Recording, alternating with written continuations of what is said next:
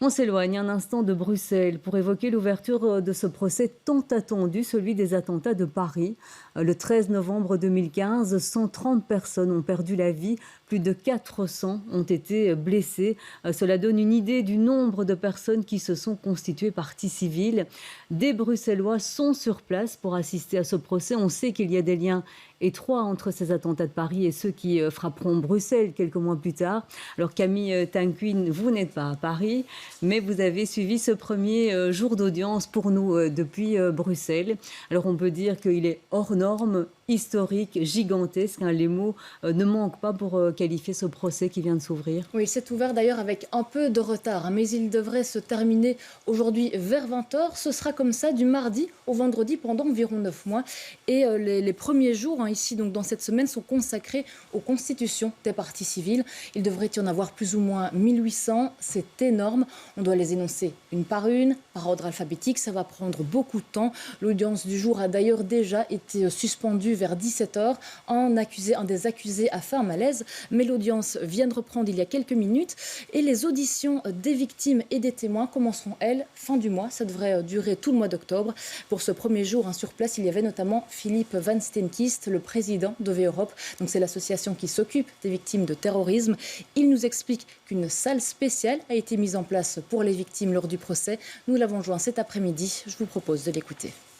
Ce matin, la maire de Paris, Madame Hidalgo, nous a montré donc une salle qu'ils ont ouverte à la mairie de Paris, spécifiquement pour les victimes du terrorisme. Donc ceux qui sont au procès, pour qu'à ce moment-là, s'ils ont besoin, ils peuvent se retirer, s'oxygéner, voilà, un peu quitter le procès, retrouver des psychologues s'il faut, ou bien entre eux avoir un endroit bien précis pour eux, rien que pour eux, en dehors de la salle où il y a le procès. On ressent très très fort que durant les dernières semaines, pour les victimes, il y a vraiment le stress qui monte, on se pose des questions. Il y a eu énormément de demandes aussi de la presse, bien sûr. Donc tout ça, c'est une charge, une épaule.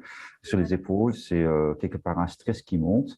Donc voilà, il y a beaucoup de victimes qui ne sont pas là aujourd'hui. Il y a d'autres victimes qui sont parties en vacances parce que c'est un peu de trop. Alors ils prendront plus la parole fin de ce mois-ci et durant le mois d'octobre.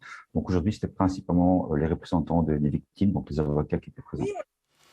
Alors déjà aujourd'hui, Camille, tous les yeux se sont tournés vers Salah Abdeslam, qui est en fait le principal accusé dans ce procès. Le Molenbeekois est l'unique survivant du commando kamikaze.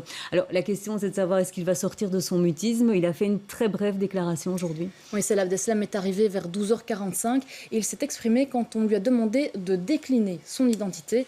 Il a dit, je cite, « Je tiens à témoigner qu'il n'y a pas de divinité à part Allah. Mohamed est son messager. » Et quand on l'a interrogé sur sa profession, il a simplement répondu, « J'ai délaissé toute profession pour devenir un combattant de l'État islamique. » Alors la grande question, un des grands enjeux de ce procès, c'est est-ce qu'il parlera, est-ce qu'il répondra aux questions de la Cour lors de son interrogatoire. Ça devrait être aux alentours du mois de novembre. Ces déclarations sont très attendus, mais je vous rappelle que ça fait plus de 5 ans qu'il ne parle pas, il ne répond pas aux questions des enquêteurs. Il reste, comme on dit, muré dans son silence et malheureusement, il est probable qu'il continue sur cette voie-là. Et Camille, parmi les autres accusés, il y a aussi d'autres Bruxellois. Oui, alors concrètement, dans ce procès, il y a 20 accusés. 14 seront physiquement présents, 6 autres seront jugés par défaut. Pourquoi ? Eh bien parce que soit ils sont présumés morts, soit ils sont toujours en fuite, ou alors ils sont en prison à l'étranger. Et parmi ces 14 personnes présentes, 11 se trouvent dans le box des accusés. 3 comparaissent libres, ils sont sous contrôle judiciaire. Et toujours parmi ces 14 personnes présentes, on retrouve 10 Bruxellois ou des personnes qui ont vécu à Bruxelles. Le principal d'entre eux, c'est Salah Abdeslam, on en a parlé, mais c'est aussi Mohamed Abrini, l'homme au chapeau des attentats de Bruxelles. Les autres hommes, eux, sont suspectés d'avoir aidé dans la préparation des attentats de Paris depuis la Belgique, en louant des voitures par exemple, en louant des planques, en servant de chauffeur ou encore en fournissant des armes.